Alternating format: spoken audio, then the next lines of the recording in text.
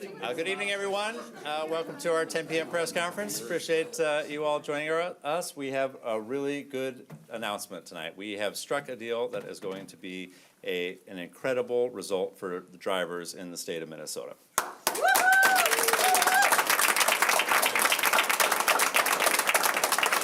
We have reached an agreement with Uber and Lyft that we will set a statewide rate that will be $1.28 per mile and 31 cents per minute. That is sent over the legislative agreement that we reached earlier.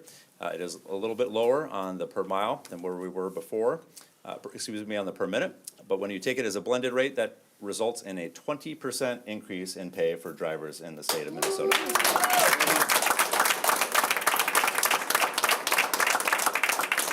It also means that we will have the strongest insurance provision for drivers in the entire country that is included in this bill.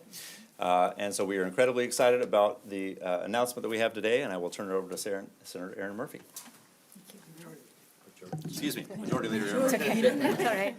I am very, very happy to be with everybody, and what a good idea it was to call a recess in the Minnesota Senate so many of our colleagues could be here for this important announcement. Thank you for that. This has been the work of so many people for 2 years, and I am a proud participant, but the people who made this happen are our authors, working with the drivers, and so many of our colleagues who kept centered in this effort the needs of working people and the needs of Minnesotans to have access to rideshare. It was a hard-fought compromise, and I am incredibly proud of my colleagues, of the city councilors in Minneapolis who have participated with us to make sure that we could reach a deal with the drivers, reach a deal with the companies, and most importantly, with the legislature and with the governor. And with that, I'm happy to introduce Governor Tim Walz.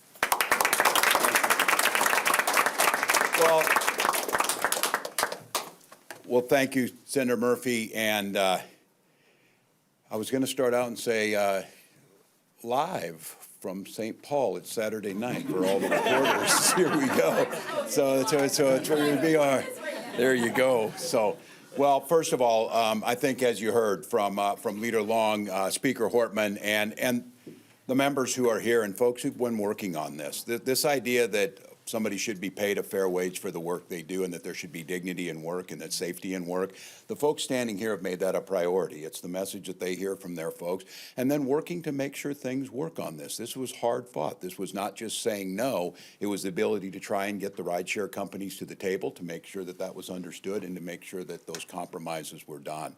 This is hard. No one else has been able to do this in the country. And I think what you heard here, they set a standard in this across the country, making sure that folks are able to get their rides when they need them, but that the drivers are being paid accordingly to make that happen. So there's a real sense of good work here. I think the possibility that the folks here believe could happen. I'm really excited about that. Minnesotans are going to continue to be able to use these services as they see fit. It's their choice. I do think it should be noted there's a couple folks that were at the heart of this the entire time. Senator Fateh has not wavered an inch since last year.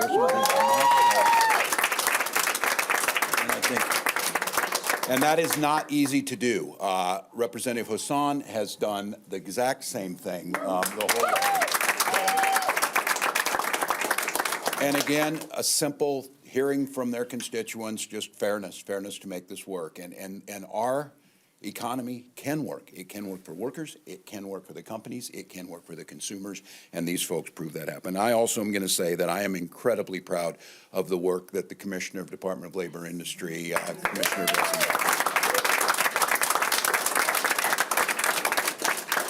incredible work, staying at the table, making sure you're there, and listening to all the voices in there. Special thank you, too. We had other folks on our team, Patrick Kennis, Leah Montgomery, Chris Smitters, put a lot of time into this to make sure it happened, too. And that's just a positive thing. So I'm really grateful. I think you want to hear some of the details maybe from the authors in this, but this is kind of the way this stuff works. It kind of gets down to the wire, but I, for one, and I think Minnesotans should be very excited. They've been seeing this. They've been seeing editorials, and they've been hearing from folks. Find a compromise. Find one that works. Find one that lifts up these workers, protects them, makes it happen, and makes sure that people can still continue to use that. That's what they just did. And with that, I give you the lead author on this, the person who made this happen, Senator Fateh.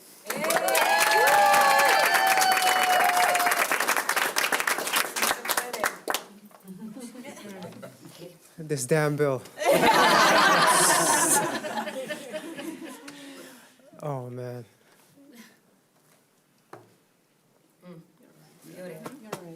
It's been 2 long years.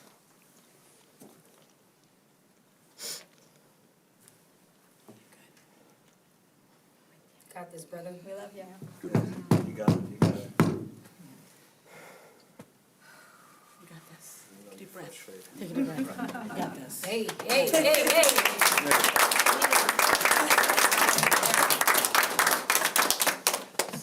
You're good. You're good. You good? Yeah. You good? Come on. It's been hard for him, I mean. It's hard stuff. Good evening, everyone. My name is Hodin Hassan. I'm a state representative from District 62B in South Minneapolis. It's an honor to be here. And as you can see from my brother here, it's also an emotional night. We've been at this for 2 years, and this has been about fair wages, fair treatment, and protecting workers. Minnesota has a long history of protecting workers. Minnesota is a labor state. And this conversation has always surrounded around, we need to pay our drivers a fair pay, and we need to give them the same protections. Nobody gets behind those wheels and say that, I'm not gonna go home tonight to my family. They drive that car to earn money for their families. And it's not a gig worker. People keep saying gig workers. This is not just a part-time work. For 50% of these workers, it's a full-time work that they are earning for their families. These are immigrants, new Americans. These are low-income people. These are black and brown people, majority of them, who want to achieve the American dream. And that is what this work has been. I want to thank the governor and his team. I also want to thank Commissioner Blissenberg, who has been absolutely amazing in this work. I want to thank the leaders of both the House and the Senate for all their work. Paul Cumming and Alexis, we couldn't have done this without you. I want to thank my brother here, who has been amazing. If you want somebody who will not yield and will get something done for you, you gotta ask for this guy. Thank you. No, but everyone has been thanked, but I want to make sure I thank specifically Majority Leader Aaron Murphy's assistant, Alexis Kesey, who literally dropped everything. She made this her life. And also Paul Cummings, Majority Leader Jamie Long's assistant as well. They tag teamed this. They dropped everything day and night. I want to say thank you all. I want to also thank Majority Leaders Aaron Murphy and Jamie Long. I want to thank Commissioner Blissenbach, who was working on this for a very, very long time, heading the task force, bringing the data, meeting with us a lot of times. So I know it took a lot of effort, so thank you so much. And I want to say thank you so much to our authors and Senator Zainab Mohammed, Samak Hussein, the other author, Mahmoud Noor, the Posse Caucus and the Queer Caucus. You all were amazing. I want to say thank you so much for being unwavering and standing. And also, this was a bipartisan bill. Senator Jim Abler was on the bill. And thank you so much, Governor Walz. Let's sign this shit. Thank you. Let's sign this bill. Thank you. Take questions. Time for a few questions. Yes. Senator Fati, did you withhold your votes on other budget bills in order to get this deal? So we've been negotiating for the past several months this legislation. And sometimes legislation like this takes a long time to negotiate. So we spent the day. I was in the office. I was in the Majority Leader's office. We were working things out. The administration sent over their staff, the TNCs, and we came to an agreement. So we spent the day. We got it right. And I want to thank the governor for making this possible, bringing the people together. So thank you. But was there an ultimatum? Was it this or nothing else? No, we were working together. It's legislating. We're negotiating all day. Okay. You want to explain your decision to not be present on the floor this morning? Yeah, I was in my office this morning, working with members, trying to get the bill done. Obviously, at the time I got in the office, I was told the bill wasn't in the shape it was supposed to be. So I got to do my job. I got to get to work, and that's what I did. Does this bill preempt the city of Minneapolis? So the bill includes some preemption. It does not preempt the existing ordinances that the city has in place. So the city ordinance right now licenses TNC companies. They make sure that the drivers are safe, so they provide background checks and the like. So it doesn't preempt those existing ordinances, but it does preempt for the scope of the bill. So it would preempt the ability to have other minimum compensation and some of the data provisions. So the July 1st pay rates that Minneapolis delayed, this preempts those? It would. And what changed your thinking on that when you were pretty adamant that you didn't want to do preemption? So I don't think any of us who are up here for this are for preemption, but we are for the best deal we can possibly get for drivers. And this was the best deal we could possibly get for drivers. We fought incredibly hard, negotiated as hard as we could with Uber and Lyft, and this was their condition throughout. They made that clear in their public testimony and all of the committee stops. They've made that clear the entire time we've been negotiating with them, and we would not be able to get a deal like this without taking this step. And this is incredibly important for these drivers. They were celebrating in the halls. It's the strongest TNC bill in the country. Yes. This is also the strongest TNC bill in the country. The protections, the insurance, the deactivation, and the pay. This is a great bill. Senator Murphy, this morning when you recessed, you suggested that it was going to be just momentary or, brief. Obviously, it went on 11 hours. So what changed that it, had to be negotiated all day? So if you have been involved in a negotiation, and in particularly a legislative negotiation, it takes time. There are multiple parties that have been involved in this effort. And things generally, when you're about ready to reach the conclusion, there's a lot of intensity.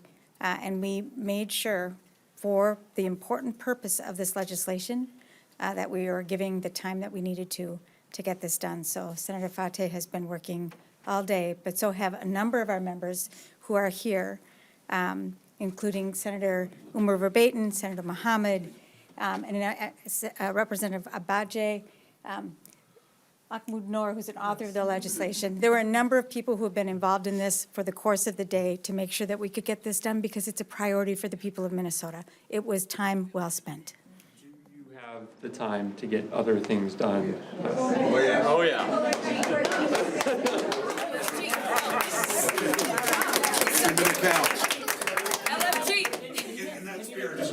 But Okay, Senator, can you explain how you're going to explain your vote on preemption, maybe the Minneapolis delegation, to the city council?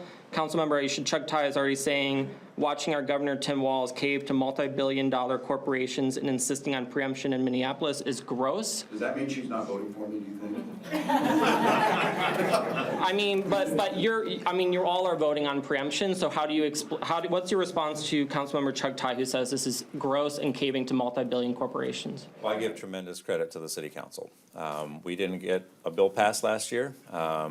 The city council did. They stepped up and they stood up for drivers, and they forced the issue at the state capitol. They made sure that we were going to be responding no matter what, and they set a high bar for what we wanted to talk about for wages for drivers, and they made sure that we were standing strong. So I think they can hold their heads high, knowing that they forced the conversation here, knowing that they made sure we had as strong a deal for drivers as we possibly could.